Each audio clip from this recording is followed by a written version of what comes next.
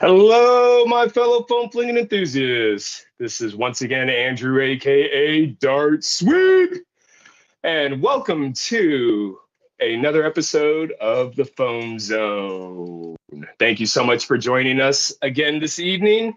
If it is your very first time joining us here on the Foam Zone is a bi-weekly live streaming show where we have an intimate discussion and interview with people in the hobby community space, whether it be designers, club admins, HVZ organizers, large scale event organizers, or content creators, just anything that has anything to do with the foam flinging hobby community. So if that is you and you'd like to be on the live streaming show at some point, feel free to contact us, and we'd love to get you on here. Of course, it takes a village, as you know, so go ahead and give us that thumbs up, give us that like, hit that like button, subscribe. Go ahead and share the link to all your friends, family. Let them know that we're here. World Foam Alliance, as you know, is a option for everyone to use as a resource to connect together, find people in your area, create clubs, have events. If you're looking to get insurance or figure out how to get venues, or you're looking for a game report, those are things that are all coming to the World Foam Alliance .org website. So go ahead and register yourself, register your club, and let's start flinging foam together. We'll be rolling out some more features. At some point, we'll be doing an aesthetic overhaul. So a lot of things exciting are coming this way.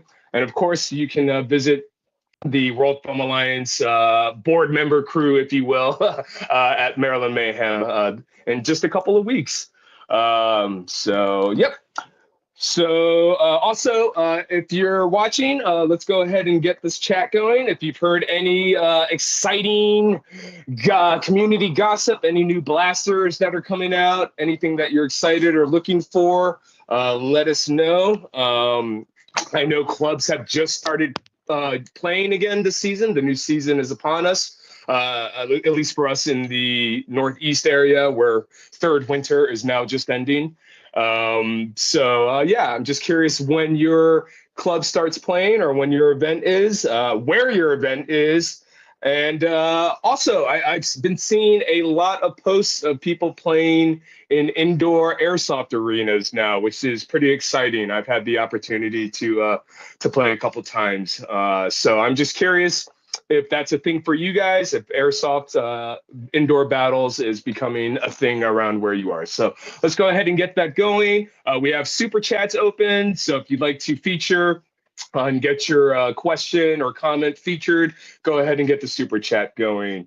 Just a couple of quick housekeeping announcements, of course. As you know, Maryland Mayhem is less than a few weeks away. I think it's on the 19th, so I can't do math, but it's coming up very fast. But I know we do still have last call vendor slots open. So if you're interested in being a vendor, go ahead and shoot us over an email. I think we are still accepting donations. If you can't make it out, but you want to contribute, feel free to hit us up. Anything is greatly appreciated.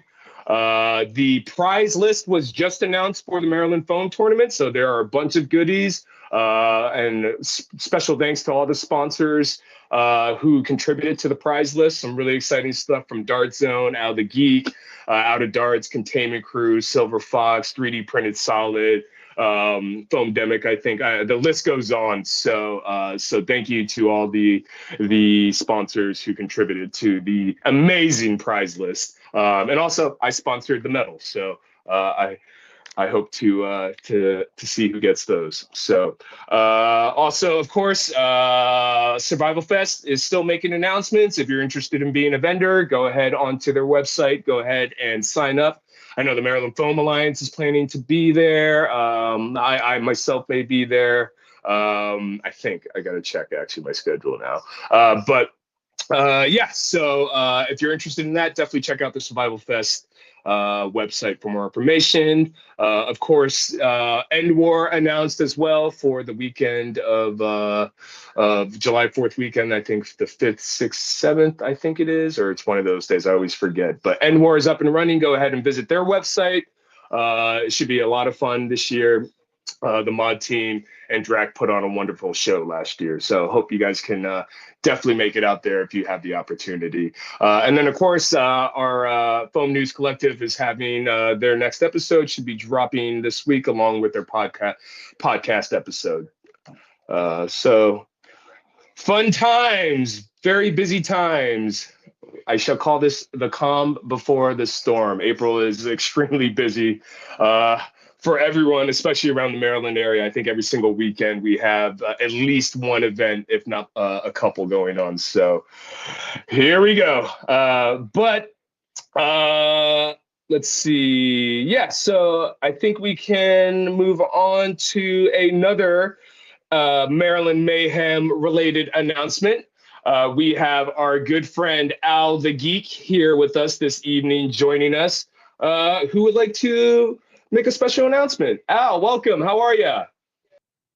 What's going on, Andrew? Thanks for having me on, brother. Good to be here, man.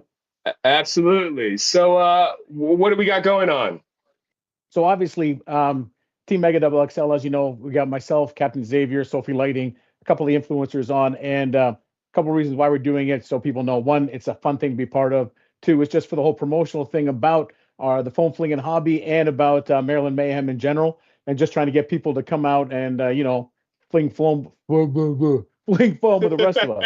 But on that note, if you all saw pictures from last year, you will notice that this was the team jersey last year.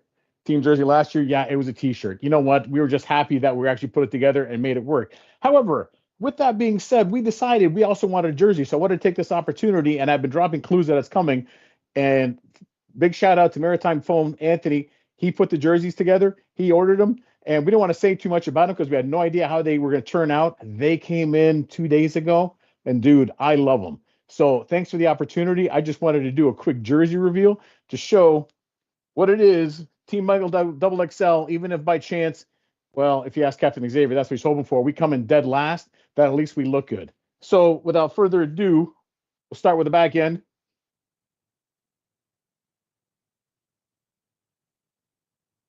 And then that is the best number.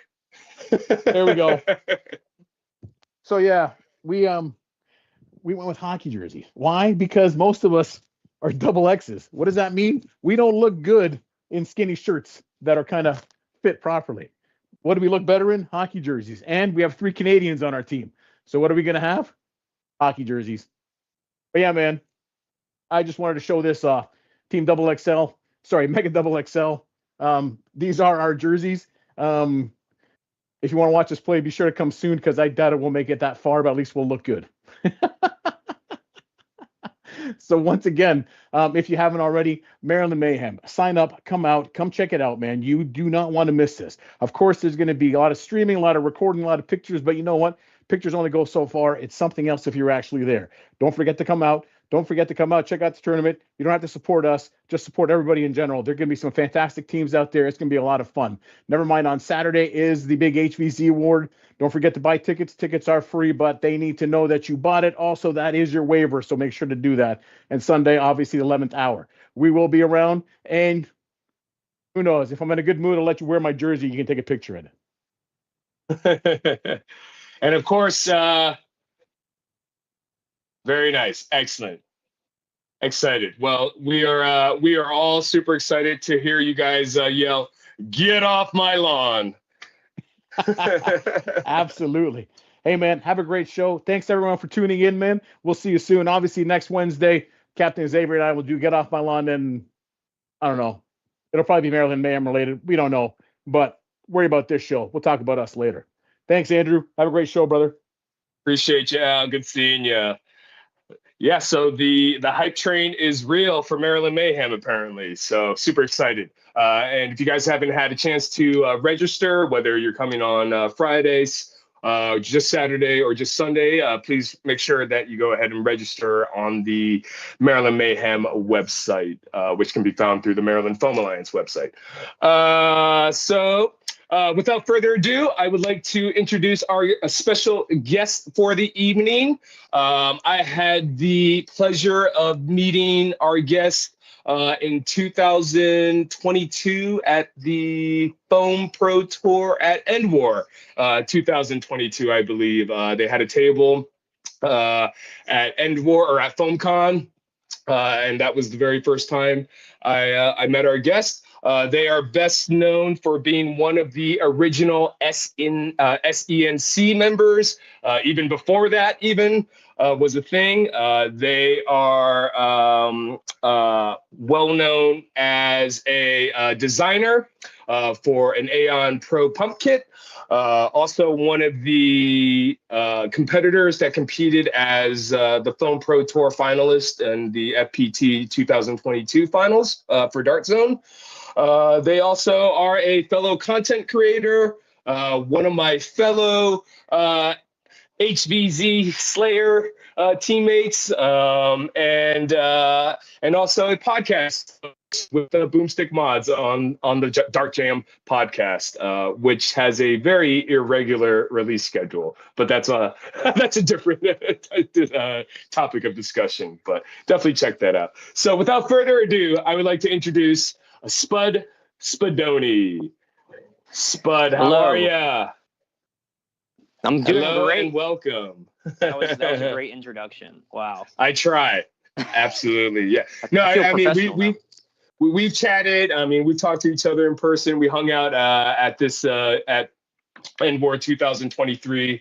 Was a good chance to touch base and hang out a little bit for sure. And then obviously we've done some podcasts together. So yeah. I feel like we know each other pretty well at this point. So very cool and excited to have you on here. I appreciate you taking the time. I know you're over on the West Coast. You're relocated from the East Coast relatively recently over to the Utah area now, is it? I was. Now I'm back. Actually. Oh, you're back. Yeah. Okay. Yeah. Oh man, it's a full Hobbit's journey. Yeah. Honestly, you couldn't keep me away from the East Coast. It's just in my blood. I don't know what to tell you. That's right. East Coast, Beast Coast. Exactly.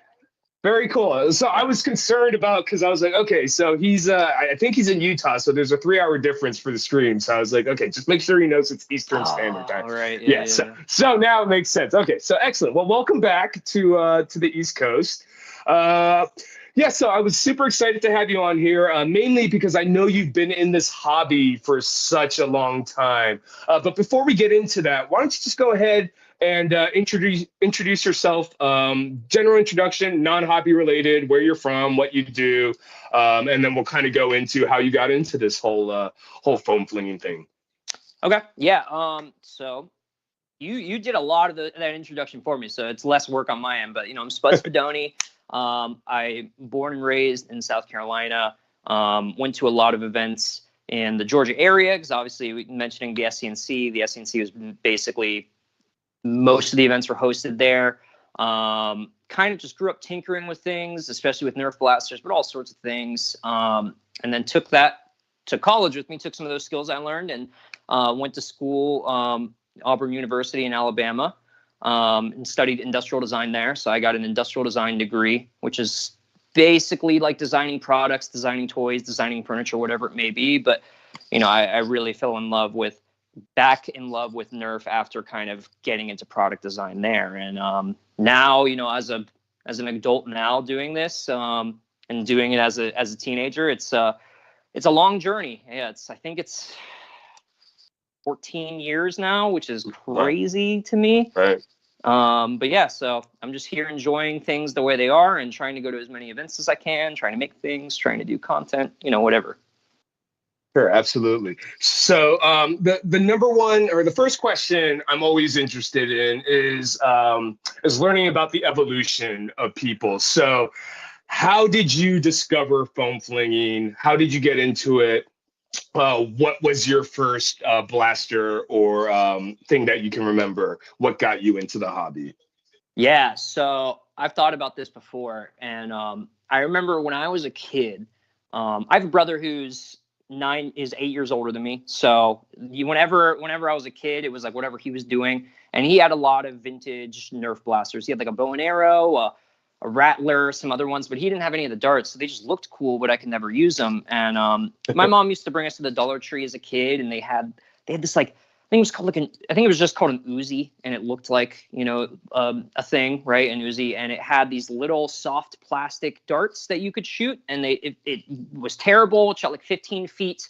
It broke after like 20 fires, but like me and my brother were just on like one side of the couch and another side of a couch in our parents' living room, and would just have a blast with that. I mean, it was like, oh, this is what like shooting like darts is like. This is great. And so then eventually, I went to the store and figured out what like the Nerf brand was. And I think my first official blaster that wasn't my brother's was a Night Finder. So in terms of that, Night Finder holds a special place in my part. I had like a Night Finder that I brought to like every war I went to that like is sanded the paint off of it. Pop Attache is an old Nerfer that I like kind of copied this off of. And like everyone in my area knows like, oh, that's Spud's Night Finder.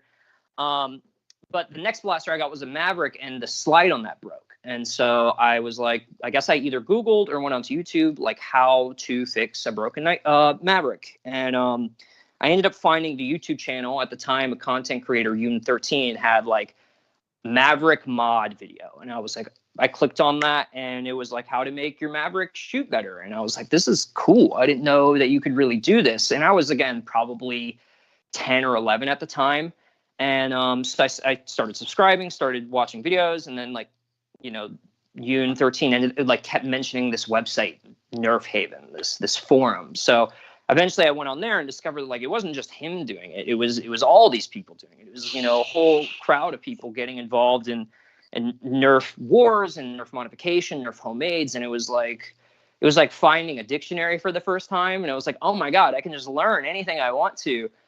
So I waited until I was like 13, I think in like 2010 or 2011, I made an account because that was the rules. You couldn't be under 13, and just like fell into it and just, tried to see what was going on in my area, tried posting. And eventually someone was like, hey, I'm doing a war, in Georgia. And, does anyone want to go? And I was like, hey, I'm close by. Like, I've been wanting to do these. I've seen like this APOC thing, this apocalypse event, this, Armageddon, these wars in like Canada that I was like, I want to do one of those. None of them are in my area. And then here's one a state away. So again, I'm 13, I think. And my mom's like, I don't know what this is. Like, I've never heard of people going to like Georgia for like a Nerf thing. So my brother-in-law was really close to us at the time. He was just dating my sister. And he was like, yeah, I'll take him down. And then my brother, being 8 years older than me, was like, shoot, I'll go too. If it's fun, I want to go. So now instead of trying to get one blaster made, I had to get 3 blasters made for all of us. And we drive down to Savannah. My brother-in-law spent a lot of time in Savannah, during school and everything. So like, he was like, oh, like I'll just see friends and we can do this on Saturday. So we drove down on a Friday. We found a hotel, and like my brother, who's like, in his 20s, and my brother-in-law, who's in his late 20s, just leave me in the hotel. And like, here's an Xbox, play on my Xbox. We'll catch back up tonight, and then tomorrow morning we'll go to this event. And so, I show up, and like, there's like 5 people there, and it's an old school Nerf event. It's 2010, so like it's just a bunch of kids. I'm a kid, and then there's 2 grown adults that are like, all right, let's do this thing. And so they're like, okay, like we'll tag you every time. So it was a blast. I mean, I don't know how. I should probably see what they thought of it at the time, but I know when I was a kid, I was just like, oh my God, I want to keep doing this. I want to keep going. And so that's kind of where it started for me, for sure. So it's been a long journey past that point. Sure. And you mentioned that you had to bring 3 blasters that very first time that you went. What were those blasters? Do you remember? Oh man, so I had a big bad bow. I think at the time, I had an Ertl pump action shotgun, and I think I had a Leonard triple shot, and I actually had this Night Finder at the time. So this Night Finder has been to me pretty much every war. And then past that, the next war I went to, I won my plus bow in a raffle, which is crazy. Plus bows at the time were going for like $140, upper $100. And this blaster has been with me to basically every like old school Nerf war. So I forgot to mention that. That's definitely, if I had to pick a favorite blaster, this is definitely the one. Very cool. So, so what would you say that was really kind of the defining aspect of what really drew you in and kept you into this foam flinging thing? Obviously, you went to this event and you had fun. What was it about, just overall about foam flinging that really attracted you and has kept you here for this long? Yeah, so at the time, I was, I think, in middle school then, and I was transitioning to high school, and I was getting into sports, and like, I was running. I did track, I did cross country, I did all these things. So like, I was a very active kid, and it was like something that those skills could really be used for something fun, because like track and cross country are kind of boring sports. Like, you're just kind of going from point A to point B, or going around a track a couple different times. There's not like much of an objective besides just beat the person next to you. So all of a sudden I can use my legs, but also like shoot a blaster and like have tag. And it was like this combination of like basically like an athletic activity with like, a target firing thing as well. And, there was all sorts of game types that were like playing video games. So Yeah. Once my parents knew it was something that was like healthy and, I could go to these events and it was like truly a Nerf event that I was going to, it was like, oh, like you're getting outside, you're, getting activity, you're, doing all these things. So they saw it as a big plus for me. You're touching grass. Yes, you can. Yeah, I'm being social. Yeah. Yeah. I mean, what else about it do you really love? Community, the challenge of modding. I mean, what else is it that you really love about the hobby and community? So today and kind of the modern times, the community is what brought me back. I remember being in college, and I had at this time like all of the forums that I was doing at the time had kind of fallen apart, and like no one was really on Nerf Haven anymore. Nerf Revolution, which was another kind of competing forum, had died that a lot of my friends were in. I think there was like a Facebook page for the SCNC, but I wasn't in it I can't remember why. So when I got to college and when I was like finishing high school, I kind of lost connections with people. And I remember seeing that, I think it was NMOR 2019. It was in Statesboro, so it was close by. But I was like, I don't know anyone. I don't know if my friends are going. Like, I haven't done this stuff in a while, And so I was just kind of afraid. And fast forward to going to NMOR 2022, I didn't even know if I was going to do NMOR. I just thought, okay, we made it into the Foam Pro Tour final. It's going to happen here. I'm here for the Foam Pro Tour final and for FoamCon to like show off like my designs and everything, but like I'm here for the competition. And my friends are like, just do NMOR, because I was gonna help out, and they're like, no, just do it. Like, trust me. And it was amazing. Like it was this like seeing the different like ways people represent themselves in the community, and then like have hundreds of them, or like a lot of people at an event, was just so cool to me. And I was like, man, like there are so many people from so many sides of this community. Like, oh, I know you online. I've been talking to you for months. Now we're meeting in person. Oh, you're from the West Coast. You flew all the way here. Like, all of that was so cool to me. So I came back for the design, and I stayed, I guess, for the community, if that makes sense. Sure, absolutely. Yeah, I think whenever I ask this question, I think the common theme is the community. We really do have a great community. Everyone, is super enthusiastic to share what they got going on, or what they have designed, or what they picked up. And everyone's super supportive. And then, I think that's why we're able to have these large scale events and come together and have fun together. It's really because of the community support and how everyone interacts with each other. So you started playing in around 2010, if I'm not mistaken. Yeah, great. So what were some of your favorite blasters that you were using around that time, if you remember then? Yeah, so the Plus Bow is my mainstay, just because like for such a kind of finicky platform, and it can be fragile, I never had, knock on wood, but I've never had an issue with that thing. And it's like anytime I wanted to experiment with a new primary, I could at least bring that and know that it was going to work well. But like back then, it was this like thing where you either had a speed loader, and a speed loader was like 2 barrels taped one on top of the other, and you had a dart going out this end, and then you put a dart in this end, and then flip the whole barrel, or you had a hopper. And so, rate of fire is a whole different thing. Right. Obviously, you had people like Forsaken Angel who had like the Doomsayer that had like all these barrels. You had like AirTech 3000s that had barrels and was an air tank thing. But in our area, because we had a lot of like great makers at the time in Georgia for like 5 or 6 years. And Nerfomania was one of these people who made the Snap was this like really iconic platform that was really simple to make. It was a homemade blaster, and it performed well. And he turned it into a pump Snap, and that was really popular at the time, at least in our area. I know other areas it was pretty popping. So I never had one, but I played against a lot of them. So I definitely have a love and hate for that blaster at the same time, because I would get tagged by it a lot.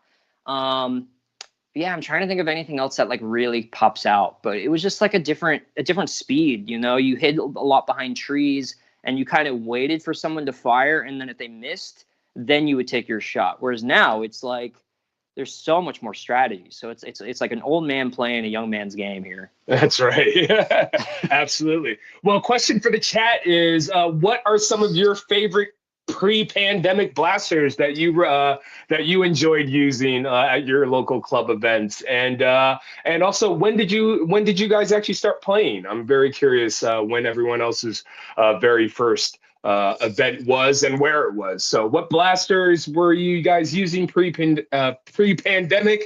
Where were you guys playing, and when were you guys playing? I'm very interested into seeing what you guys have to say about that. Friendly reminder, go ahead and don't forget to give us a thumbs up. I'm not sure there should be as many thumbs up as there are people in the on the live stream. So let's get those thumbs up. Don't forget to share. Don't forget to register yourself or your club on the worldfoamalliance.org website. Also, I forgot to mention, don't forget to watch the live stream of the Maryland Foam Tournament on the World Foam Alliance YouTube channel, which we'll be streaming right here on April 19th, starting at around 10 o'clock, 10:30, I think. So, but we'll have more announcements and more information coming with that. Also, if you'd like to call in, at all, we'll go ahead and pop the number either magically above me or, yep, there it is, above me. If you'd like to call in, say hi to Spud, or just say hi just in general, feel free to call in. We'll be doing a trivia question momentarily. Also, if I owe you a Dart Zone solo because you're a past winner, don't forget to DM me. I know, Sam, I know I owe you one. I had some issues come up in the past couple weeks, so I'm a little bit behind, but I will get that out to you ASAP. So, but again, if you are a past winner, go ahead and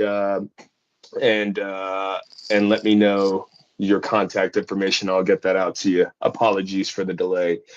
So let's see. Do we have any videos? Did we get any videos, Daffy, that we can play?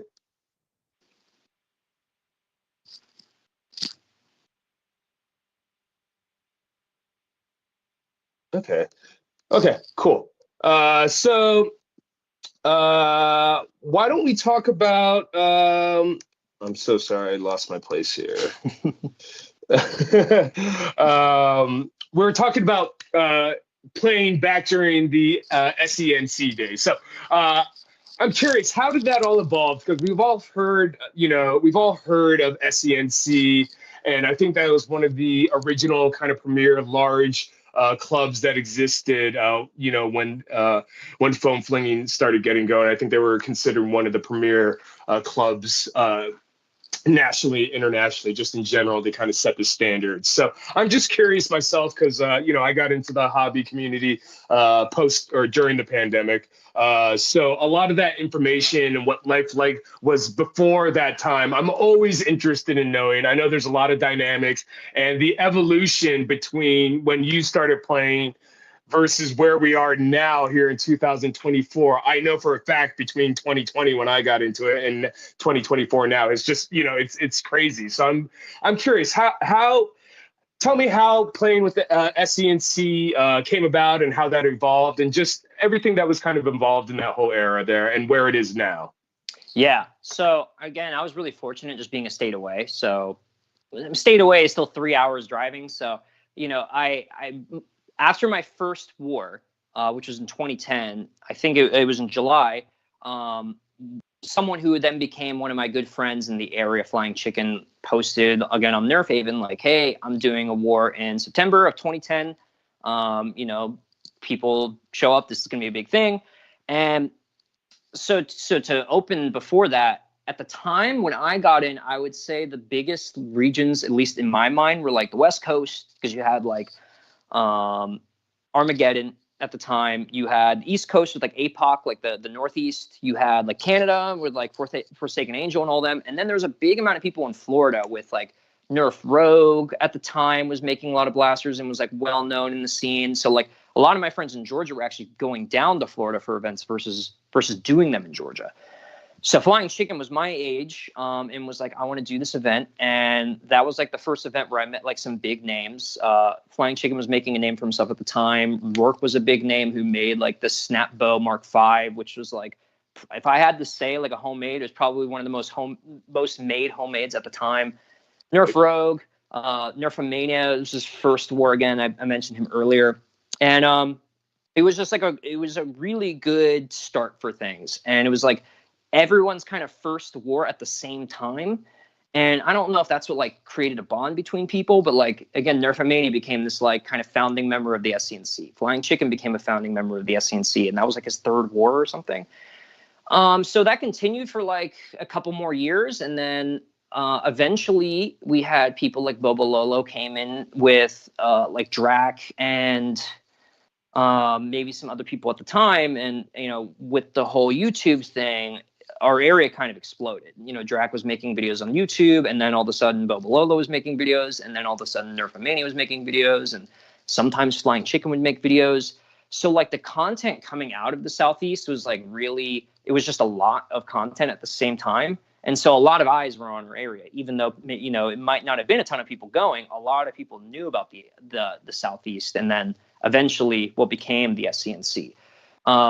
So that was like a huge thing. And along with that, there was just so much being made at the time. Nerfomania was like this premier modder homemade designer, and his work was incredibly like refined, high fidelity. We had another person, Modman, who kind of came in after him and like was doing the same thing. And then Drac was like making these like high, fidelity painted, modified blasters on his channel. Bobo Lolo kind of doing the same thing. So like, it was just like, it felt like at the time it was a hotbed for like a lot of community stuff going on. And then when Nerf Revolution became a forum, it was like basically the Southeast.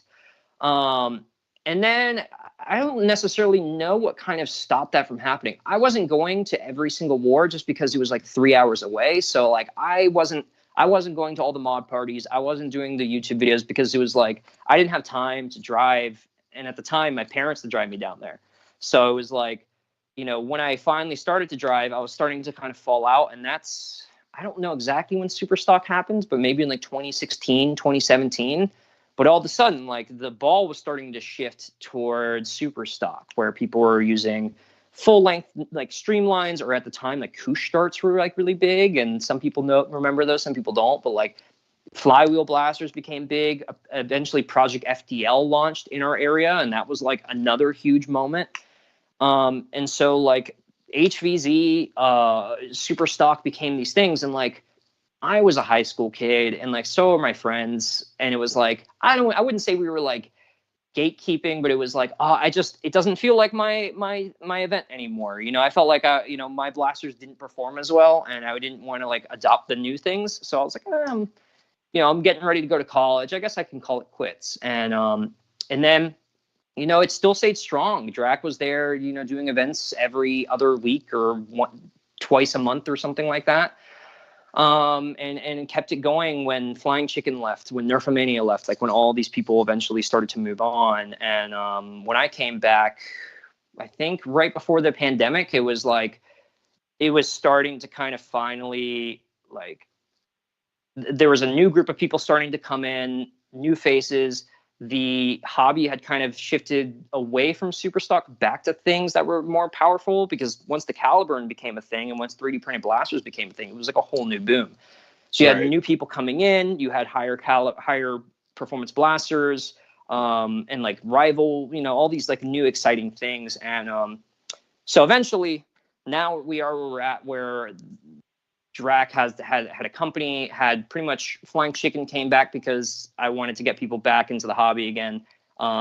Joined his company. They have a whole company that moved down to Florida. So now the SNC has like kind of officially retired and is now the ABC. So it's the Atlanta Blaster Club. And I've heard they're doing great things. They have, new moderators, new admins. They're doing events every week or so. And they seem to be having fun. At some point I want to get down there for an event, but I haven't since they shifted leadership. So, it's cool to see that there's still events going strong in the Atlanta area. So, what would you say, and I'm just curious if anyone in the chat has had a chance or had the opportunity to make it down to one of the SE&C battles. Just very curious. So if you had, go ahead and let us know. Let us know what your experience was like. I'm just kind of curious what it was like playing at SE&C. Like, what were the game types? What were the caps? How many people showed up? I'm just kind of curious about the logistics overall of how the club was run, and is it run kind of that same way today? Yeah, it was definitely very chill, because again, like, everyone was kind of friends, and we kept it pretty open for people to kind of hang out, and so we weren't like. And some people kind of got mad, because it's like, I just want to go and like do events, and like the older we got, the more we weren't like trying to do a round every second. It was like, let's do a round. Let's have a 15-minute break because we're all old, and then we'll do another. So like eventually, like the more time that went by, the slower our rounds became. But in the prime, it was like your typical wingman rounds. I loved team deathmatch, individual kind of. I'm losing words here, but individual players against each other. Sure. And then we had some like we had pistol rounds. We had some other interesting rounds. Carpe was like a big one that like I don't think we made, but it grew in popularity very quickly. And Flying Chicken was like, I want to do that event. And so that was like a mainstay for a long time. What other events? I feel like there's one big one. See, there is some, again, you were talking about like old school NIC. We used to, at the time, because this is before we have darts that you can buy from Dart Zone and Worker and things. You had to make your own darts with hawk glue tips or slugs, which had foam padding on it, but it had like a metal washer or a metal BB for the weight. Like, this was crazy times. And now, if I look back, I would not be playing that today. Again, I was 13 and didn't know any better. We would play like headshot rounds where like you could only get tagged out if you got a headshot on someone, which is insane. Do not recommend that, just out of safety. But at the time, it was like, oh, look how cool we're being, Mom. It's like you get welts from that. Yeah, ridiculous. So yeah, it was a wild time. I mean, everyone was kind of doing that stuff at the time. But yeah, so it was very, very friendly. Like, again, it was like felt like a kind of family that was growing there for a while. But yeah, I think a lot of those events still kind of exist. I'm not sure what the ABC is doing, but I'm sure. I don't know if anyone from the ABC or has gone to any of those events is in the chat. But if you want to chime in and say what it's like now, I'd love to know. But as far as I know, that's kind of where things had ended for my time. So it was SNC was a crazy place. Sure. So at this time, I think I want to open up the trivia question opportunity here. So what I'm going to do is I'm just going to ask a question. I don't believe this question was actually answered in its entirety, even though there was probably a clue given earlier on. But the first one that calls in to the number that appears magically over top of our heads and calls in with the correct answer will be the winner. And today's prize, again, will be a Dart Zone Solo. If you don't have one, definitely a very fun blaster that you should try out. Very good for pistol rounds and HVZ. And if you have one, you can never have too many. So go ahead and dual wield or triple wield or whatever you will if you are the winner. So without further ado, we had discussed the question was going to be where. Well, we'll do this as a two-parter. Where and when was Spud's very first blaster battle? So we did kind of touch upon it a little bit, generally speaking. But the question is when and where was Spudoni's very first blaster battle? So if you have the answer, be the first one to call in at the number, and we will see if we can get a winner. Also, if you feel like just calling in for the sake of calling in, I don't see General Strife in the area. We miss you this week. Hopefully we'll see you back on the next stream. But yeah, if you know the answer to what, where, and when the first blaster battle Spud attended, can I give a call hint? in. Yeah, let's do a hint. So I said the year. It's in Georgia, but it's not in Atlanta. So, big meetup. Think about some big places in Georgia. And if we don't hear anything in a minute, I will give another hint, which is probably not very helpful. We'll figure it out. We could go by the cuff. All right. So the next hint is going to be I actually attended school as well at the same location. I think Forrest Gump might like this place too. I don't know if that was people. Featured. Yeah. Definitely was featured in Forrest Gump. Yeah. Everyone's Actually, going that to might their... confuse people. There's a lot of places in Forrest Gump. Yeah, they're going to the Forrest Gump DVD behind the scenes director commentary section on the playback to see. Quick, go to IMDb. And if you have no idea, just use your logic, deduction logic. If it's not Atlanta.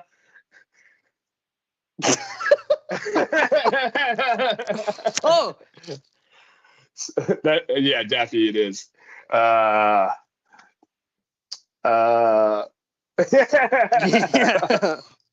show producer just came in with the correct answer and wants to know if they can win. So we'll say if the caller that we have on now doesn't get the answer, our man behind the curtain show program director Daffy will be the winner. Okay, hello caller. How are you? Who do we have? Hi, this is Isaac from Oregon. We're doing pretty good. Isaac, how are Nice. you? Can you hear us?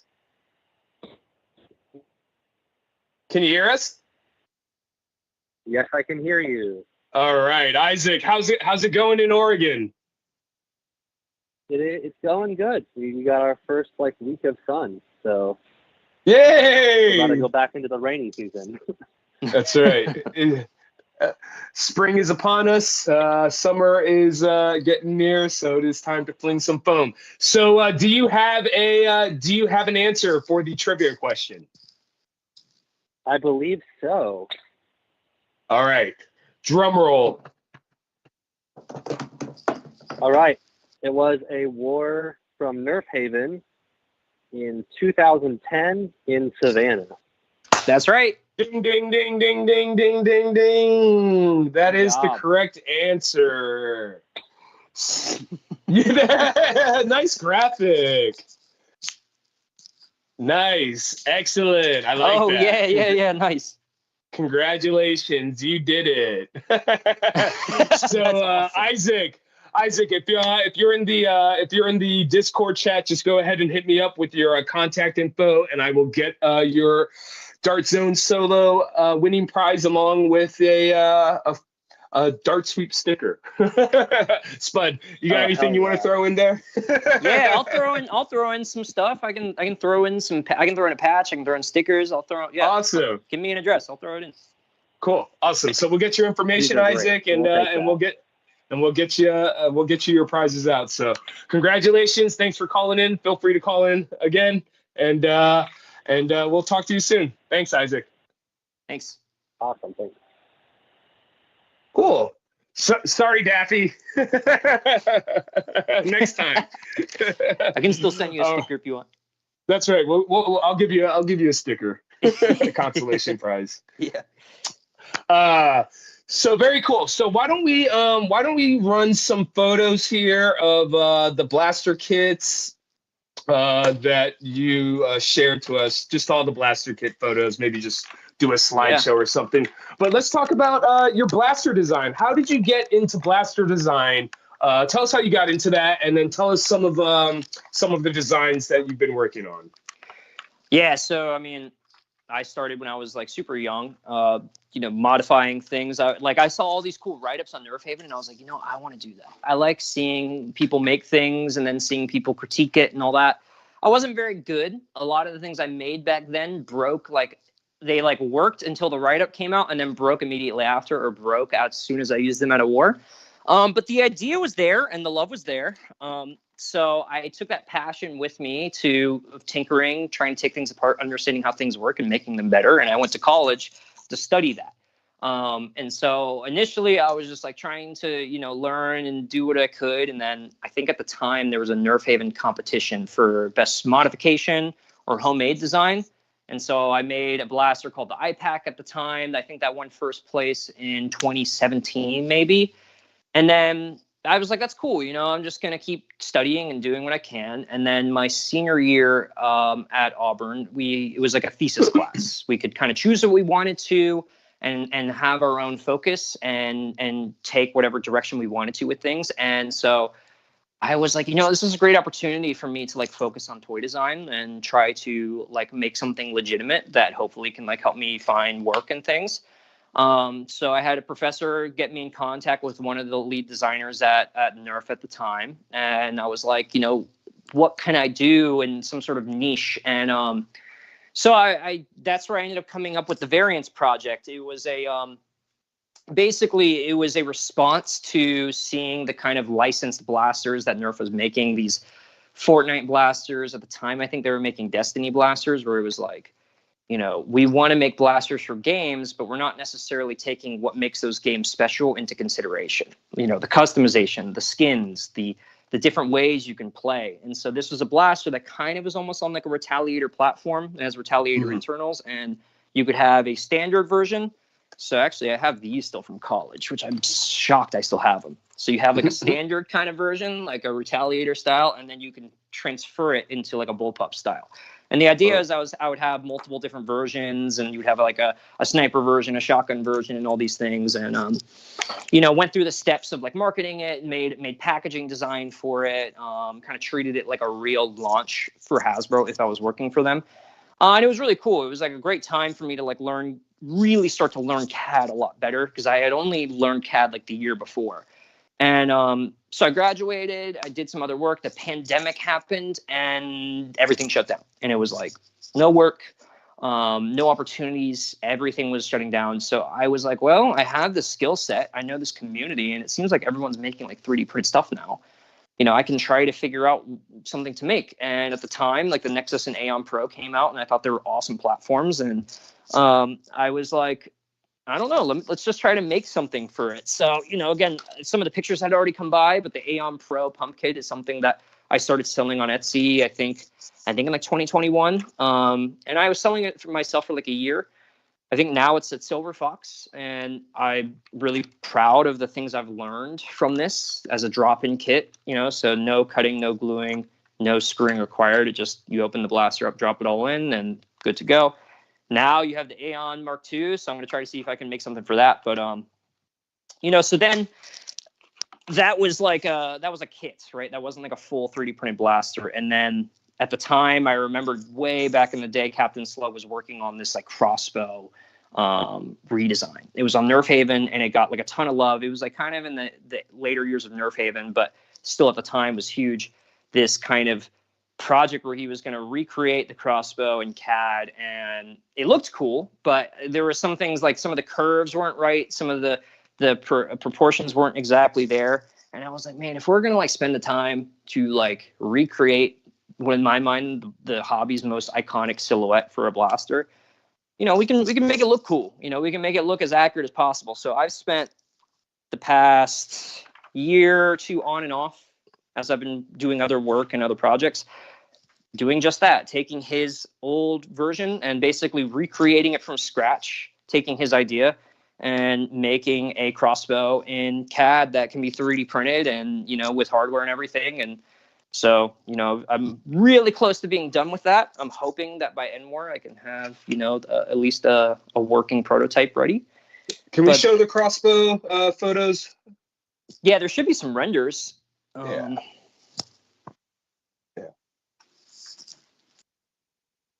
And so I've got like so much printing. I mean, that's the thing. What happens when you're designing in Nerf is you get tons of printed iterations of things. I've got bags and bags of iterations just for this project. I've got a bag just for the Aeon Pro project. You know, because one, for this, it was like trying to get the form to look right, but also getting it to work properly. So with Aeon Pro, it was just getting it to work properly. So this is a whole other bag of worms of like, you know, trying to make it right. So that's like, well, there we go. We got pictures up. So, yeah, so that's been really fun for me to do. It's been a lot of work, probably too much work, but you know, so I've documented it all too. I've got sketches of everything. I've got, you know, I want to try to not only make this thing cool, make this thing just like a cool blaster, but also make this like a learning exercise that I can then like show off my sketches and put them out in the community, educate people on how I model things, and then maybe people can learn something from my process as I've gone through it. Sure. So what is it when you're going into the design process? What are the most important things you're looking to accomplish? What inspirations do you have? And you know, what's your overall approach, or I'm sorry, what's your overall philosophy and main goal, would you say, with blaster design? Yeah. Again, like the way I came into this when I was a kid to the way I view it now is different because I've been to school and design and everything. So, you know, I've taken the fundamentals I've learned from school. You know, Ulm School is like a very influential design program from like Germany in the 20th century. We learned a lot of stuff from them. Dieter Rams is a famous designer who has like the 10 principles of good design, which are like, you know, fundamental 101 stuff for design that like I've definitely taken some of that for my work. But I think like if I had to really like phrase my work in kind of one thing, there's a German phrase in design. I think it's called, I don't know how to pronounce it, and I'm sorry if I butcher this, but it's like Gestampenwerk, I think, and it translates to a total work of art, which like a lot of architects, a lot of designers use. Like Frank Lloyd Wright is a famous architect that like when he designed a home, he designed like the chairs, the table, like everything inside the home was a part of that. And so, you know, I think I don't view it exactly the way that is, but when I design a blaster, I think about every facet of it. I don't just, it's great to make something that looks cool or can perform well, but I'm also thinking about like the hardware, and is the hardware affordable, easy to access, you know, build videos, are they easy to understand? Is someone who's going to buy this get it? You know, other things like just like building it, is building it easy? Is it accessible for people? If it's too hard to build, is it going to be fun to use? So marketing it, you know, how am I going to package it? Rendering cool pictures of it so that way it markets well. That's all part of like my process now. So I definitely view that pretty heavily. And then just like, you know, when I design, I go to paper first. I have, you know, dozens of sketchbooks with all sorts of schematics and ideas, so that way I don't make the same mistake twice if I write it down and say, hey, this is a mistake I made. We're gonna be honest about our mistakes, so that way in the future we don't do them again. And I make all sorts of things out of materials. I mean, 3D printing is great. It's good for rapid prototyping, but as I showed, like I've done like foam core stuff just to like, oh, is this comfortable against my shoulder? Is like the proportions right? I've made like foam core models before I go into CAD. I take a lot of inspiration from my schooling to do that, but also like there's a lot of great designers in the hobby now. So, you don't design in a vacuum of space. You're always taking inspiration from different people, and there's great minds out there making really cool stuff. So, being able to have other people to ask questions to, bump ideas out onto, and say, hey, is this cool? What do you think of this? Has been really helpful for me to continue the projects I'm working on. Sure. Absolutely. So I'm just curious, if you're in the live chat, what if you were to design something, what would you design? What would you like to see if you had the ability to design something for a blaster or a kit or just a blaster overall? I'm curious what you would design. So let us know down in the live chat. Again, don't forget to give us thumbs up, share, register on the worldfoamalliance.org website, and all that jazz. I'm curious, when it comes to things like the Aeon, which is a top prime, and then you have something like the Nexus, which is a standard Springer. What was the thinking behind of making a pump action prime for the Aeon when you could just get a Nexus in theory? I think that's the argument that you hear a lot is why not just get a da-da-da-da, Yeah, I definitely heard that about my kit for sure. At the time, I think if I really had to think about it, I think someone else was making, I think it was Palm Topper, or Palm Trooper or something like that. You can find them on Etsy. They've made a ton of cool stuff. They had made an Aeon Pro pump kit, and you had to screw into it. It was like less parts. It was more minimal. And I was like, that's cool. But like, I have CAD, maybe I can just make my own. And, initially it started as me just like making my own version. And initially, I made enough changes that I felt like I could market it as its own thing and then start releasing files and parts for it. But it was basically just like I thought it looked cool, and I kind of wanted to make my own version. And then I always just like smaller form factor blasters. I've never been because again, I was running track in high school, so I was always running all over the field, like dodging darts and everything. So having something that was like easy to maneuver as I was running was a huge part of my process. So even it's ridiculous, right? Because the Nexus is not that big, but like being able to just take this off and just have a blaster like this was great. And I was also like, well, if I start flying to events, it's going to be a lot easier to travel with this in its size than the Nexus Pro in its long size. And at the time when I was designing it, that's all I was thinking of. But then people were like, oh, well, the Aeon Pro actually has like maybe a slightly larger volume to its plungers, so it gets like more power. And I was like, cool, that's a bigger plus. And then I think at the time, I don't know if it's a thing or not, but like I was seeing people were having like their Nexus Pro break around like the buffer tube, and it was well, mine doesn't have one, so that's just another plus in my book. And I just like customizing things. If the Nexus Pro had an opportunity to customize, which like honestly it was kind of like a perfected platform by the time I got to it, I would have designed for it. It was just like I felt like there was more room to design here. Sure. Yeah, so it sounds like having a smaller profile was really kind of the goal for that. So yeah, that's a great answer. Yes. So because I always hear that argument, why are you using a pump action kit when you could just use this? And yeah. And in the case of that I think that is very logical that it provides a smaller profile. Also, it's still in the case of the original Aeon, you're still able to top load, if I'm not mistaken. Yeah, you are. Yeah. It's got a jam door on it, so I can just pop the jam door off, and you can still put darts in the top if you want to. So that's cool. I had to check out the new Aeon Pro. There's all sorts of new stuff going on with that thing. So I don't know if that's possible. So I will say the new Aeon Pro does not allow for top loading, unfortunately. Yeah. But the good thing is, like, that was the whole thing with this is, like, I didn't like how the internals were, like, uncovered in some of the other models I saw. So that's how I made the shroud to cover over because the slide did it. Right. I don't have to worry about that now. So it's less parts That's for me right. to design in the future. That's right. Very cool.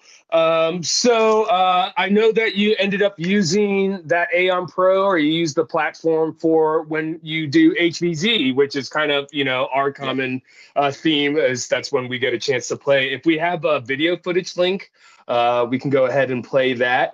But I think it's the YouTube link, if I'm not mistaken, or some of the video link. Part 1, maybe.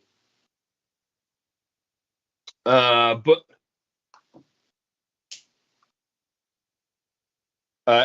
battle footage is fine, not design footage. Yeah, there you go. Yeah, that looks great. So you had talked about, you started going to large scale events, and I know every time I played with you, you ended up using the Aeon Pro, so I just thought that was a good segue into this. But talk about these large scale events that you started going to, because at some point you stepped away and then you kind of returned, and then you started going to these events. I know at some point you were picked up by Beef Squad to join their team for the Foam Pro tournament back in 2000. Oh, Frumble, that's right. No, for 2022. Oh, no, Combo number 5. Combo number 5. But you guys made it to the finals, though, correct? Yes. Yeah, so just talk about, about attending these large-scale events, and then we'll go into kind of how you got into comp and how that evolved. I knew that I think the Foam Pro Tour had technically been a thing in I think N-War in Statesboro, and I think because I knew Dauntless was already around, I saw the jerseys, and I think Beef Squad was already established. But it was I remember seeing the commercial where it was Dart Zone is going to be doing these qualifiers across the country for this final event, and it was I literally messaged some of my friends who were out of the hobby at this point. And I was like, man, let's get a team together, because this is what we were dreaming of when we were 14, 15, of having these large scale national events where it was we can compete with people from all over the country. And so I legitimately got people Flying Chicken out of retirement and who's now still a part of it, who works again in a Nerf company now, to become combo number 5. And we ended up qualifying in the first qualifier in Florida, and then went to Rochester, of course, for the 2022 Foam Pro Tour final. And again, that was my first time at a legitimate HVZ invitational. I had done HVZ in college, which was great, but not, it wasn't hobbyists there. It was college students. And yeah, it was being a part of that. I'm not as good as some of the people who play. Some of the people, especially when we were in the Foam Pro Tour final, I was like, man, there are some great Nerfers out here. I'm just glad to be a part of it. I love that we have competitive Nerf as its own niche. We have HVZ as its own niche. You have your locals as their own thing. But just being a part of these large scale events was so cool. I'm trying to think of if there's another part of that question that you had asked that I haven't hit. But yeah, I just having N-War 2023 in Charlotte, right next to my hometown. I was I got to go back, and I didn't have a team. My team kind of fell apart, and I know Frumble was hey, we have an opening. And I think you were gonna take it, and then I ended up taking the opening that you were offered. And I basically became a gun for hire for a year. So I played with Frumble then, and it was a fun time to play. We got second place, so that was really cool. Yeah, just I think it's a cool activity. I think HVZ, competitive, they're their own things. I like them both. I like the camaraderie you get from HVZ a lot more. I think it's fun to walk around campus and have objectives, but I think they're both really cool if you want to find something to get into. Sure. Yeah. I remember. I think what happened was Team Foam Rain was originally planning to compete at this past N-War FPT, and they had a bunch of last-minute cancellations. So they had asked if I could join. I think I originally was just going to be there for moral support, and then they needed someone, so I joined them. And then I think Frumble was down a player. and they had asked me, and I think at that point I had already committed to Team Foam Rain. But we actually got a chance to play each other, which We was did. fun because I was on Magic Smoke for the original Dart Zone Foam Pro Tour, and we didn't get a chance to compete because you guys had already qualified. We tried to qualify in New Jersey, and the last qualifier up in Rochester, and came down to the sudden death match with Nebula, Right. which was I remember extremely exciting. So hopefully we'll get some excitement this year at the Maryland Foam Tournament like that. Yeah, it looks awesome. There's some great teams there. Yeah, but and then basically I think we had to pull Edmonton, I think is his name, and Michael from Orca to join us on the Team Foam Rain. And then I kind of have this thing whenever I hodgepodge team together like that, we become Team Ramrod. So we were Team Ramrod for that. Yeah. We ended up placing fourth, and there was a lot of good competition out there. So that was a lot of fun. And actually, a lot of those teams I think are competing in the Maryland Foam Tournament this year. So it'd be good to see some teams again. So, but sad to hear that unfortunately you will not be able to make it out this year. Unfortunately, what can I do? But it sounds like End War is an option that you're looking at. So, and then there's always next year too. So, so what do you think? What is it that you like about the HVZ events? These large scale weekend events, the HVZ portion versus like the comp, or sometimes they have PvP, just regular casuals attached to it. What is it about these large scale event weekends that you like specifically when they're broken up like that? I think it gives everyone like a chance to be a part of it. Like, because the big thing, like we might be able to get into it later, but like I want to be a part of competitive, maybe not even like as a competitor, but like as some sort of ambassador for it, or being able to promote it. Like, I would love to be a part of that in any way. Like, I had conversations with friends that like, if there was a way to have like a team sponsored, so that way like a team could get paid to play, I would love to just be a coach, because like I find that stuff to be fun.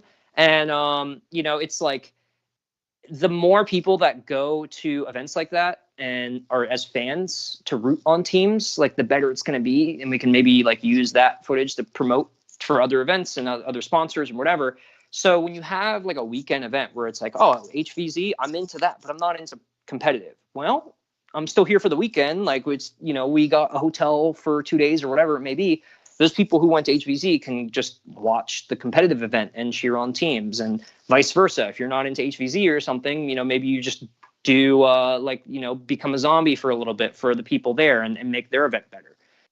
So I think it's great, because it's like, if you're not into one thing, there's at least something for you to do. And if you're not able to be as active, you can still do like these convention spaces and see the designs, or if you just want to design and not into anything like that, you can promote your work. So I like that it kind of creates, like, it feels like almost like a festival, right? Like, it's like, oh, like everyone's here for one reason, and it's a good way for people to meet each other.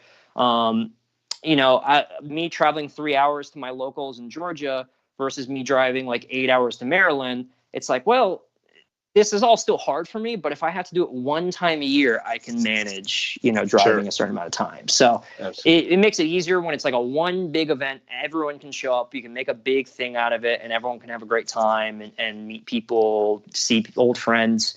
But yeah, I think HVZ is like this cool cultural thing. Like, I think it's just so cool to see the way people like organize, and like everyone's HVZ in their local areas is like different sometimes too. So like, you have your like own standing ideas on how it's going to go, and then everyone kind of merges their ideas on how HVZ is together for these large scale invitationals. I think that's just so cool. And competitive is great. Again, I'm just not very good. So it's like, I want to be a part of it. I'd love to like, cast it and do, I don't know, like promote it or do interviews after events and stuff. Like, I think that's cool. Like videography work. I want to like look into possibly finding a way to make like competitive Nerf like able to be recorded, because I think it's a really hard thing to record. And like, it is, yeah. I'm sure there's a way to do it. Maybe it costs too much money for us, but like, I want to see if there's options out there. But yeah, it's like I just think it's like a cool growing thing. and HVZ has been this long-standing thing, and seeing them both kind of grow next to each other is really cool. So just keeping on comp talk, what were your comp blasters that you used, and what do you think is different about actual comp once you get into it? What was that last part? What I got to be honest, I forgot. It's okay. On the lines of comp, what blasters were you using, and like how do you approach this differently than you normally would? Oh, it's good. So my comp again, it's maybe my comp would be better if I had a blaster that I was like always using, because I think when I went to Florida, I was borrowing someone's. I think it was a Talon Claw. So it was like I had to learn how to use a Talon Claw on the spot. I think I fired it at our local like 2 weeks before. So at least I was familiar with the platform. And then when I went to Film Pro Tour Final in Rochester, everyone was using new blasters for the first time. So I was using like the Mark 1.1 or whatever it was, or 1.2. And then when I went to Charlotte for the Film Pro Tour 2023, I was borrowing a Lynx there. And I think I maybe fired a Lynx like 1 or 2 times. So like, I don't really have a strategy for that. It's just like whatever someone gives me, I'll do well. Maybe it's because I'm old and people just think, oh, you use like every blaster, right? They'll just give you a flywheel, even though I've never like fired one. So like that is something I'm very iffy on. The one thing I definitely was like, this is my role for MWAR 2023 was when I joined Frumble for that weekend. I was like the 6th person. So I was like a sub in for that. And so I was like, you know what? I don't like y'all have your team. Like I'm an additional person. Like I'll coach on the sideline if I can. Right. And then if you need me to come in, I'll come in, but I don't want to, y'all perform first before I do. And I was like, this is like a perfect time for me to be like, hey, like we're at an event, like we're outside, we're with a bunch of other people. Like, and then I think for that event was the first time I had seen like a sportsmanship award be a thing. And I was like, yeah, let's just like, I'm just want to make sure our team can be sportsmanlike and like, we present ourselves in a certain way and like, we just hold our heads high. And I was like, maybe I can just like do this whole like coaching thing and just like, hey, like, don't worry about it. The loss we took, let's just like focus on the next game, that type of thing. And I had fun doing it. I had fun. Like, I think that was my good impact for my team was like, when my player has a bloody nose, make sure his nose is good and make sure he's able to play and check on him. And, like, I was like, I was doing all sorts of roles that someone on the sideline would do. And I know you did, sports as well, and like even to college, and I had considered doing college sports. So like having good sportsmanship and being, a part of a kind of sports like mentality is important to me. And so it's like, if we got like 8th place, I wouldn't care as long as we were good sports about it, or at least as long as I was a good sport about it. So in the future, I definitely want to make that like my golden rule for things is like just to be kind and considerate to people and try to play the right way. And I know that's from what I've seen, that's pretty much like, especially in like the West Coast, man, those teams out there are so cool. Like they all seem like they're friends, they're competing on the field, but like, off the field, they're great. So it's like, I want to make sure I love that. I love seeing that become a thing. So, yeah, no, that's how it is. I feel like when you get into comp, there's at some point you start rooting for certain teams and everyone's getting kind of crazy and, sometimes feelings get jostled a little bit, but right after everything's all said and done, everyone's going out to eat to Applebee's right afterwards. Yeah, exactly. There's that camaraderie feeling that you get. I think that everyone's really getting familiar with at this point because a lot of the teams are regulars at this point and have played with each other. So the evolution of comp is evolving very quickly and very nicely, I want to say. So super excited for that. Yeah. But we are getting to that time. Yeah, we're about 9:14. Just again, since we're talking about comp, just friendly reminder, we are going to be live streaming the Maryland Foam Tournament right here on the World Foam Alliance YouTube channel on April 19th. I think beginning at 10 or 10:30. I'll get confirmation for you on that. But definitely tune in for that. for Maryland Mayhem weekend, and we may be streaming some other little featurettes throughout the weekend. So stay tuned for that. Let's see. Yeah, so we're just kind of wrapping up here. Where do you see yourself and where do you see the hobby in the near future, say in the next 5 years? I want to attend more events. I want to be able to finally attend APOC. I've been on the East Coast my entire Please, life, and I dude. keep seeing APOC and BPOC. Yes, I know. I want to go so bad. And it's always like, oh, next year. Oh, next year. It's always around. That's the thing. What you all need to do is just say this is the last one, and then I'll be there. Because I'm like, oh, next year, right? So I want to do that. I want to go to more invitationals. If again, I don't think I'm going to be able to go to Maryland Mayhem. So like next year, definitely want to be able to hit that up and more. If it's still nearby, I want to be able to go to that at least. I want to just keep designing in different capacities. I've been doing logo designs and like stickers and everything recently, which has been fun. I've been doing video production, which I think has like been a really cool thing for me to like document like my time at events, but also be like kind of take like an ambassador role and be like, what is Nerf like from like the inside and kind of show a perspective of events that I think could be cool. Obviously, I have the whole designing blasters thing, which I want to keep doing. Hopefully in 5 years, I'm done with the crossbow. I know it's been like 2 years of me working on it. I think I should be done by then. And then I guess the last thing, again, because we got the caller, or do you want to go to the caller first?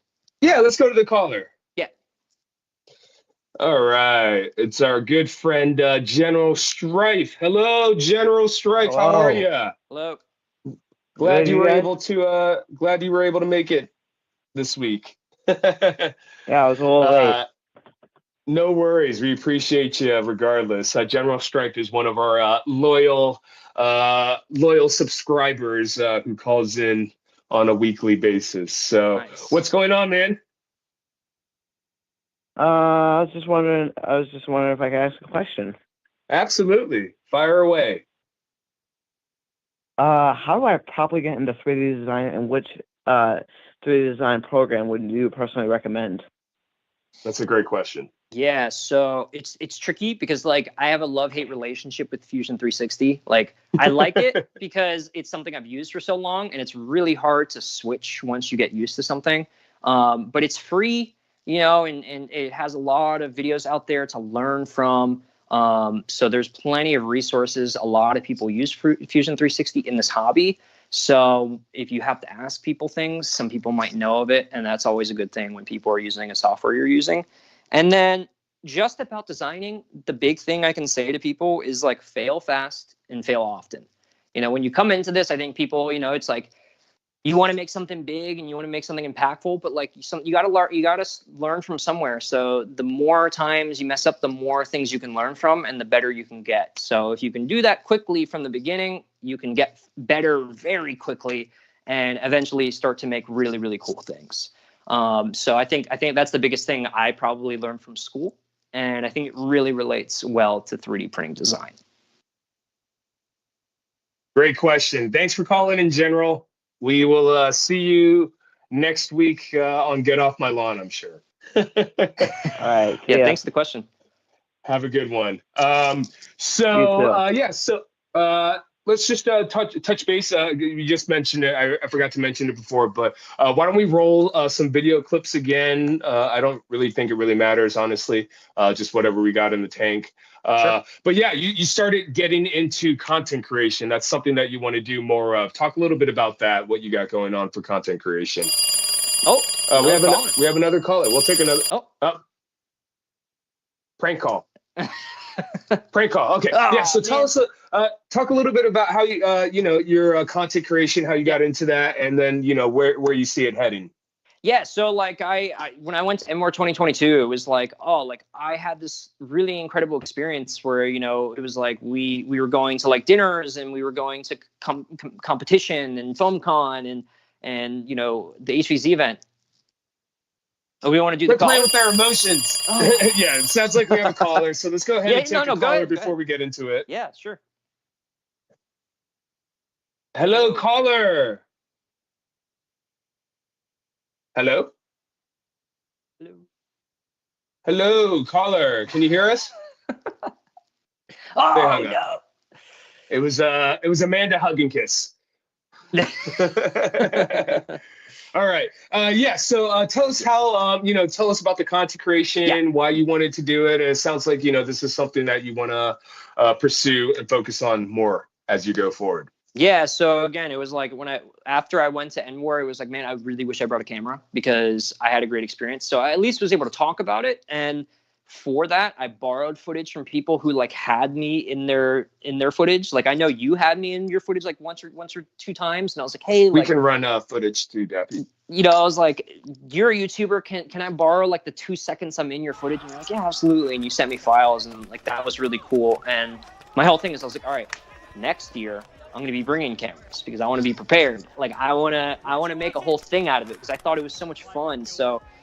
I went into NWAR knowing that, so I had, a GoPro on my blaster facing my face, so I could have some like face footage when I talked and everything, and then one on my head to see everything going on, and I split between those, and had that, and then I had my audio and review after the fact that I cut back and forth into, and it was a long time making that. There was a lot of animation, there was a lot of graphics I made, probably too much. But it was just like, I wanted to make something that I felt like I always wanted to see as a kid. Right. I hate to say it, but like you look at like the airsoft videos, and I'm not into airsoft, but I'm like, I like watching theirs because I feel like they create this like really cool story. And I'm like, we can do that too. We just gotta, it's like, I just gotta do it. So, I was like, all right, like I want to try to create this narrative. I want to try to create a story that people can follow, where it's not just like, oh, like here's HVZ. But here's like a journey of like one team going through HVZ and seeing if they survive or not, which is like, more power to if you want to do it one way or another way. There's no wrong way to do it, but that was just the way I felt like I was drawn to make it.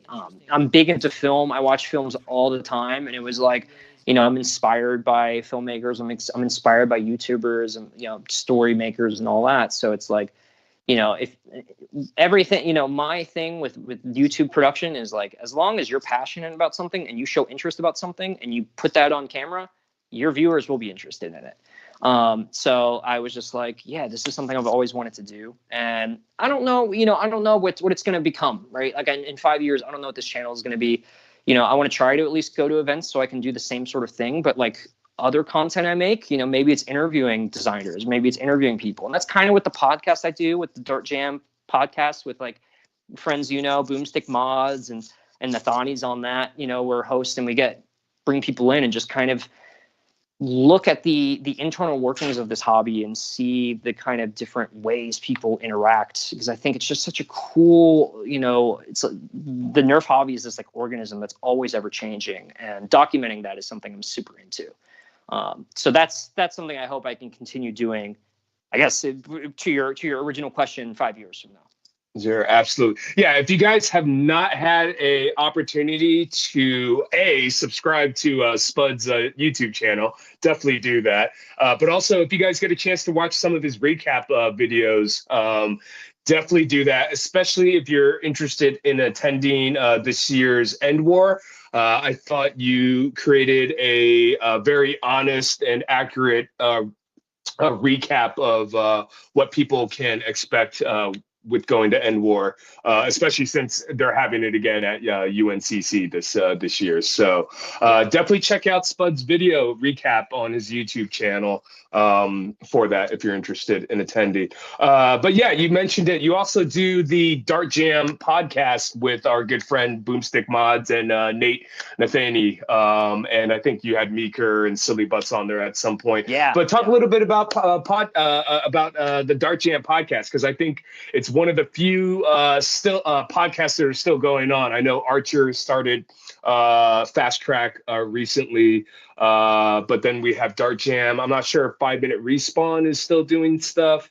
Detroit Dart Talk, maybe. Detroit Dart Talk is on there, I think, still. But there's really not that many podcasts that are currently going on, which kind of is a testament to how niche our community hobby is, I guess, at this point. But, Yeah. you guys create some fantastic content. I know I was a guest on there at some point, which was fantastic. But you guys have a great discussion of topics. And, you may not have a regular release schedule, but, we're definitely builds up the anticipation for when they are finally released. But just talk a little bit about the Dark Jam podcast, just in general. Yeah, so I think when we came about that, I think like This Week in Nerf News was starting to close, and that was like a pretty big like weekly kind of news source for a lot of people.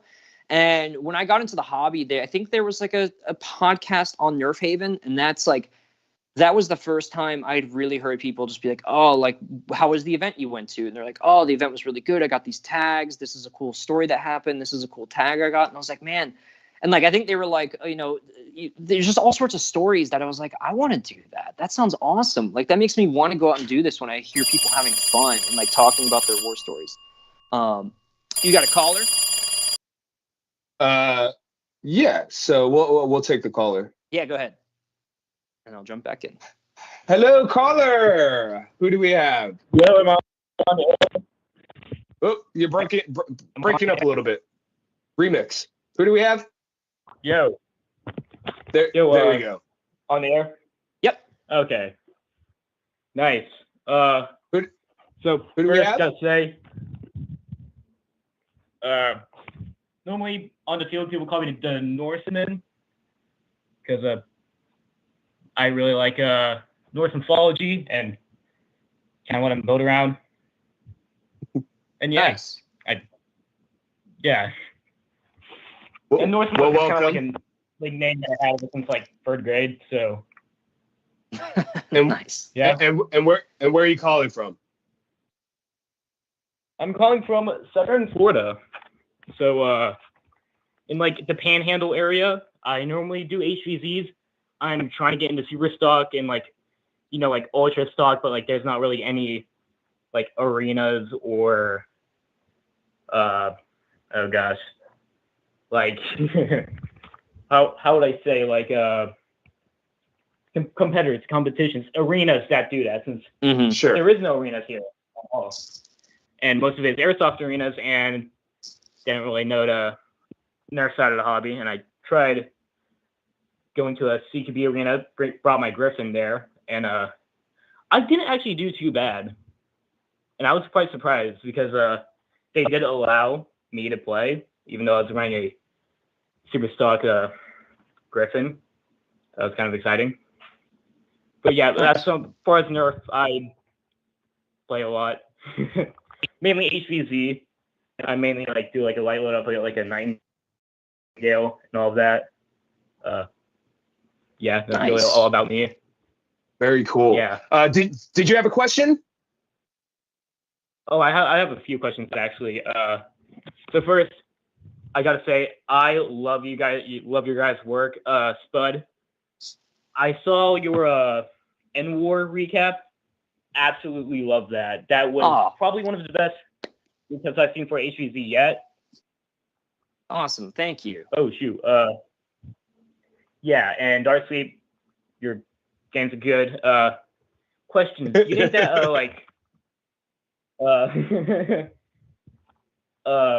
how like most TV shows do like they have like a episode of like airsoft or paintball and like all of that. Do you think that like some show, random one, should do like a competitive Nerf scene to like kind of bring more people in? It might not, but it also might work because not a lot of people know that Nerf has a competitive scene. So, what are your thoughts about that? Yeah, I definitely I always think about this one show that was on Discovery when I was a kid, and it was a show where this guy just went around the United States and just looked at different hobbies people had, like pumpkin chuckers is a thing where they like launch pumpkins like with giant catapults. Like he went and like looked at them. He went and looked at like LARPers and like saw like how LARP was a thing, and I was like, someone could do that with Nerf, just like, show like a Nerf war and like or like an HVZ event and like make, document it. I think there's definitely a possibility for that. You can make some storylines for sure. Like the drama is there if you want it to be. And the competitive scene is competitive enough too.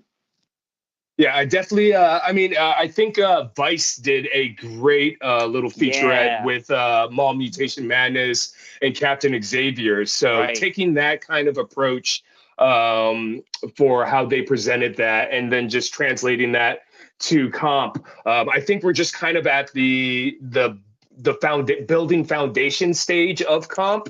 We're just kind of coming off of the pandemic, and then because I think comp was kind of building up right before then.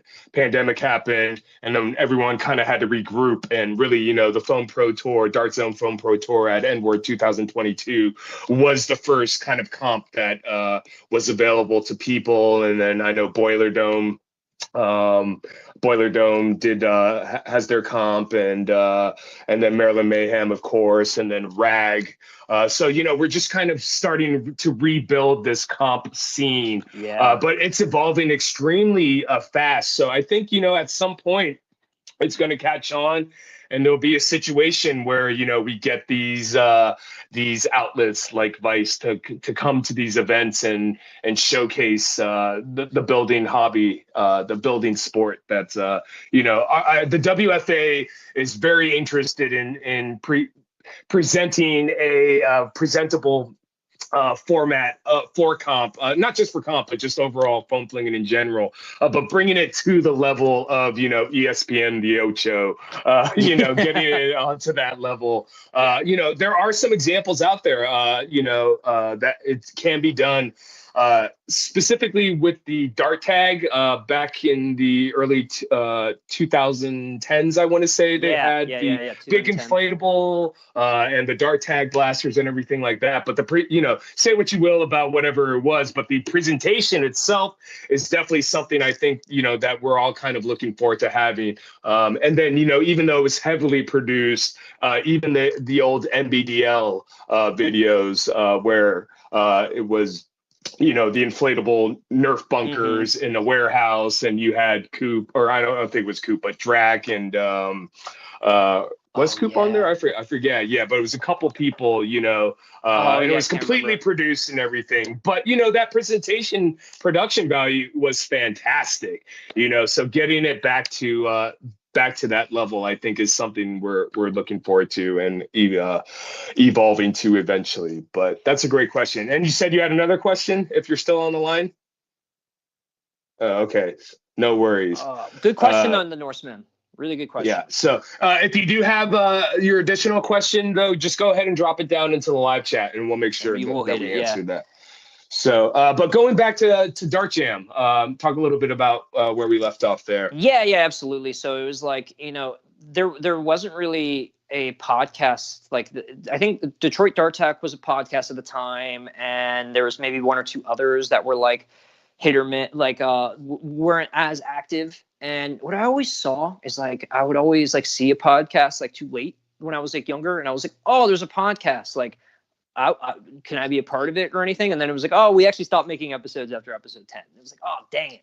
It was always people would make 7 episodes and then stop making them. And I was like, well, if I ever do a podcast, I at least want to I want to do enough of them, And so I had done a podcast before on local sports with some friends, and that I wasn't doing that anymore. And I think I was in a Discord, and people were like, oh, it'd be great to do a podcast, especially with this group. And I was like, yeah, I've been wanting to do one for years, and I've done this before. I've done podcasts before. Let's get one going. And it was just this natural thing where a bunch of people just kind of rose their hands. Were like, I want to be a part of it.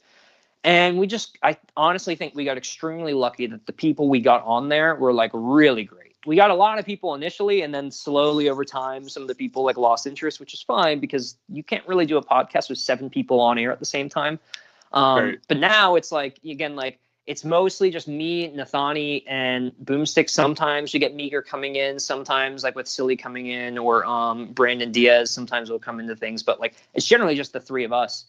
And it was man, I've got all this knowledge of stuff from back in the day. Boomstick has all this knowledge of him running events, and Maryland kind of, in my opinion, what the SENC was and what Georgia was, this hotbed of stuff, is kind of what Maryland is now. So he has a lot of cool stuff going on in Maryland. And then Nathani was a new person who was learning a lot at the time, and was kind of honestly a really good place for like a viewer to be like, oh, I don't know this stuff. Nathani will ask the question for Right. me and will inform me, the viewer, of what these two guys who know too much are talking about. And so it was like, yeah, we just wanted to hit all sorts of topics. We wanted to talk about, like product designing in this space and what does that mean? How to start a club and the ins and outs of that. All sorts of like really hard hitting questions that I think like you don't always hear. Like, as much as I love that, like, I think Foam News Collective started after us and they've done huge things. Like when they started, I was like, oh, okay, competing podcast. Now they're the podcast, right? They're doing a lot of like weekly news, and we don't really have the time we're not really hitting that. We're hitting like a different niche. So it's good that they have their thing and we kind of, talk about history, talk about, how we evolved as a hobby, where we're going, how we can move forward with certain things, talking about international play and what that's like. So it's a really fun experiment. And again, we just we hit these niche topics. And so it's not like we can do weekly releases anyway, because I think we would run out of content pretty quickly. So like, and we're all busy, but I think we're trying to get a podcast out soon. I think we want to try to get it out before Maryland Mayhem. We want to try to get Kale from, I think like the Nebula's like captain. And then Jesse, Games, yep. I can't remember what team Jesse's on. I think Magic Smoke. Magic Smoke, right. And so we think it would be cool to have like an East Coast and West Coast captain and have them on and talk about like preparing for events. Like, do you practice? How do you coach? Like, how do you, traveling, what that's like, and kind of get their mindset and kind of let them put their thoughts on the air. And so I think it's always cool when we can get a really cool guest on to talk about their experiences. Yeah, absolutely.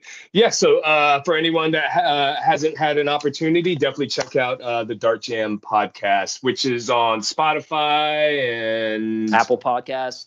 Yeah, so all the regular well-known streaming platforms.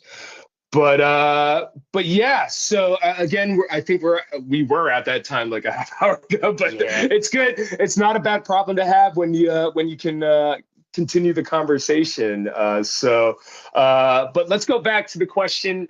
Where do you see yourself in the hobby in the near future, or in the future just in general?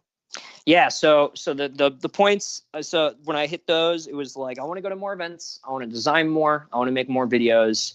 And I think another part of that question you had was, where do you see Nerf in the next, or where do you see the hobby in the next 5 years? I want to see competition get to a point where we can have like legit, like, I love the sponsors we have in the hobby, the Silver Foxes, the Containment Crews sponsoring teams, but like, I'd love to see, like a sports drink sponsor an event, like a Red Bull can sponsor us, right, or a GoPro or something, and get some cash going into some of these competitions to allow people to travel and all of that. I think that'd be great. So I don't know how we can get there, but I could see that happening. I could see Hasbro moving away from licensed blasters and kind of try to take different opportunities. I don't know if they'll do more pro stuff, but we'll see. Maybe they hire on, more hobbyists to give feedback, because that's kind of what they did with the Strafe X. And hopefully we're able to have public events still happen. I know that's kind of tricky with some areas of the country. I know certain areas of the world can't have public events. I don't think you guys in Maryland, I think you guys have trouble having public events where you're at, but we still kind of can, like in public parks and everything.